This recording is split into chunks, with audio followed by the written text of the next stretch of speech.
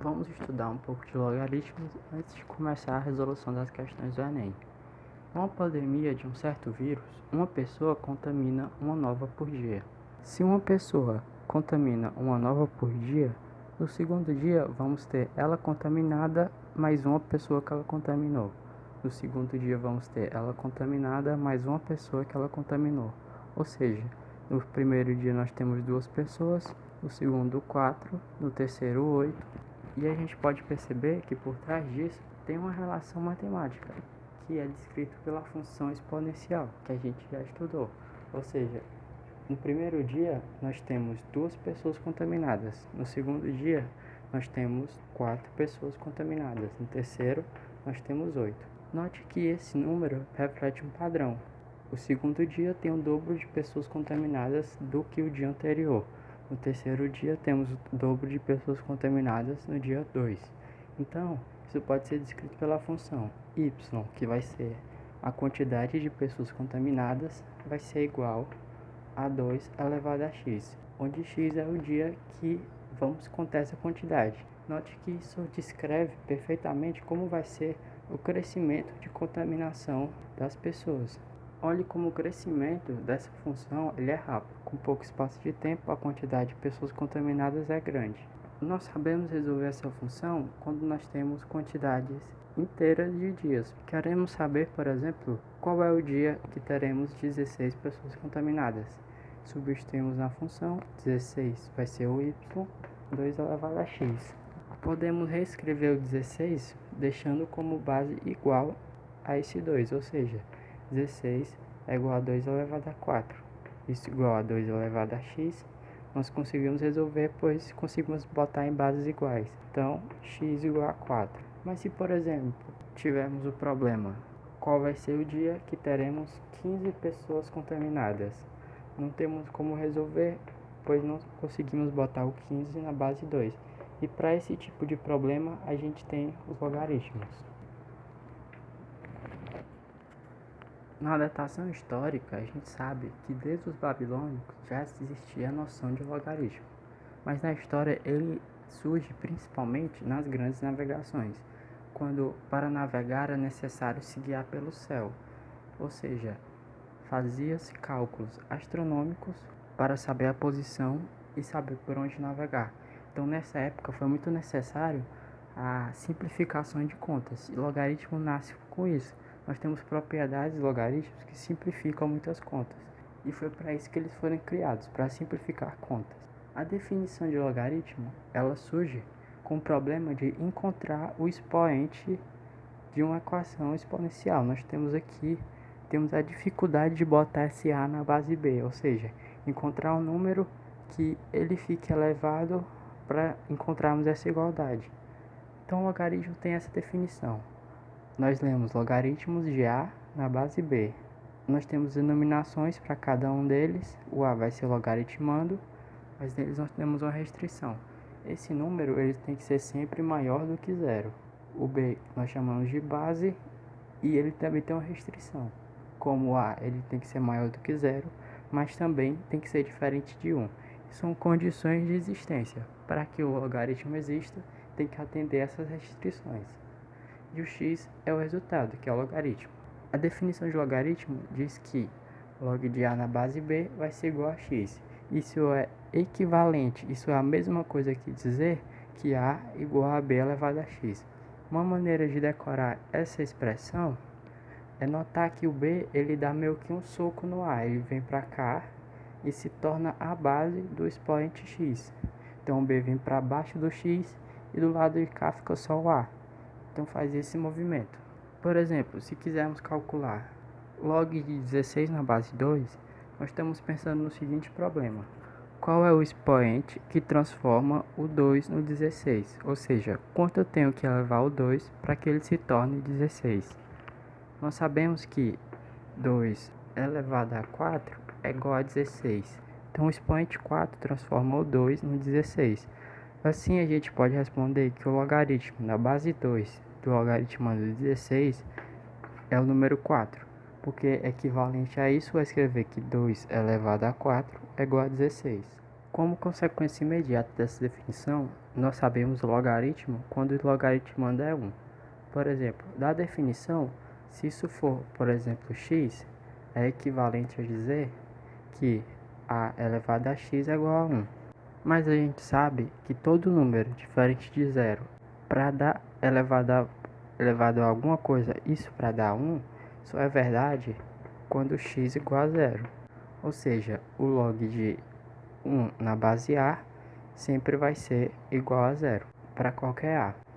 Quando temos log de A na base A, nós sabemos, pela definição, que isso vai se tornar A elevado a x igual a A.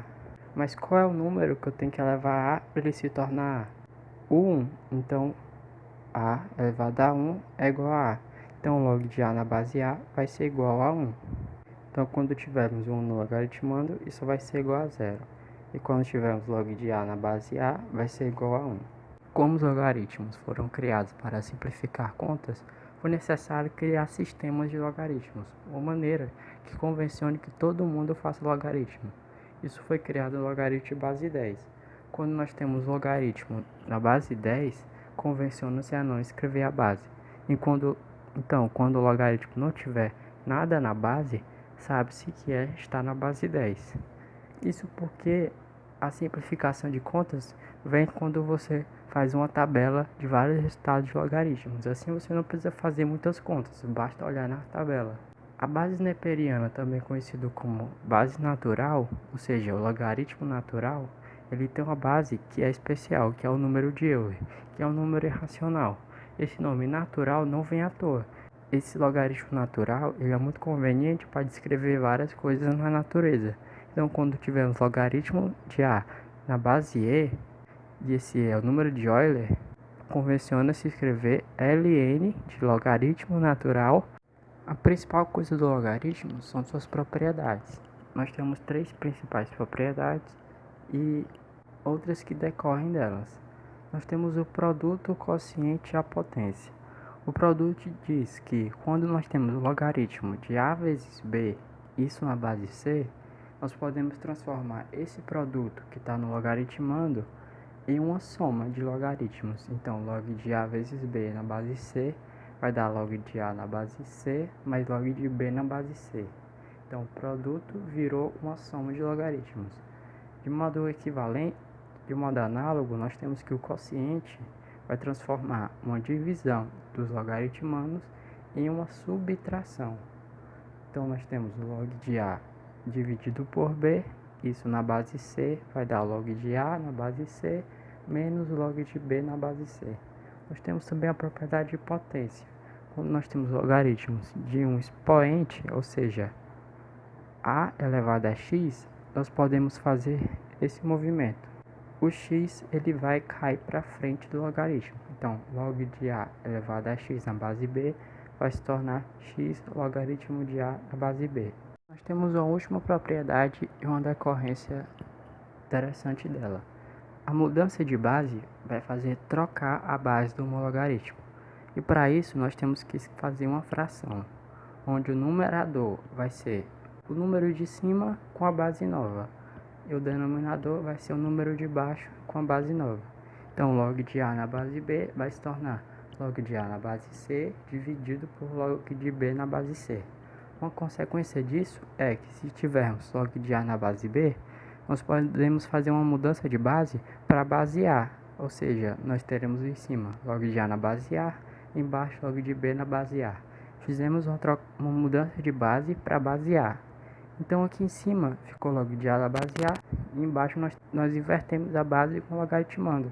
Então no denominador nós temos log de B na base A, que é o inverso do que tínhamos no começo. Então nós podemos passar o logaritmo para o denominador e trocar a base com logaritmando. E por último, é bom a gente ter uma boa noção de função logaritmo. O logaritmo ele pode ser uma função y igual ao logaritmo de x na base A. Note que a gente sabe alguns pontos. Quando esse x for igual a 1, logaritmo de 1 na base A, isso é igual a zero. Ou seja, quando x for igual a 1, o logaritmo vai ser igual a zero. O resultado vai ser igual a zero. Se pensarmos em log de A na base A, nós sabemos que isso é igual a 1. Então, quando x for igual a A, nós sabemos que o resultado disso vai ser 1. Note que essa curva descreve a função logarítmica. Perceba que estudamos a função exponencial.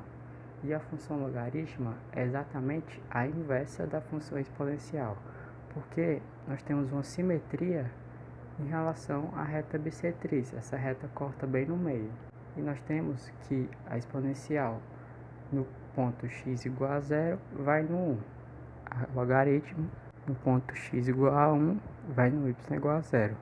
A exponencial no ponto x igual a 1 vai no ponto A. A logaritma no ponto x igual a vai no ponto 1. Então, a logarítmica é a inversa da exponencial. E ela tem essa cara. A exponencial tem crescimento rápido. A logaritmo tem crescimento lento. Isso é muito bom para a gente descrever algumas coisas. Por exemplo, a sensação de estímulo no nosso corpo é descrita pela função logarítmica. Para a gente ter uma maior percepção, a quantidade de estímulo tem que ser muito maior para nossa percepção perceber. A escala de som, decibéis, também é descrita pela função logarítmica. Para a gente ter um som mais alto, no sentido de decibéis, nós temos que aumentar muito a intensidade do som. Temos também na escala Richter, da detecção de terremotos. Para que você avance na escala Richter, você tem que ter uma quantidade de energia muito grande. Ou seja, muita quantidade de energia, isso reflete pouco na escala Richter.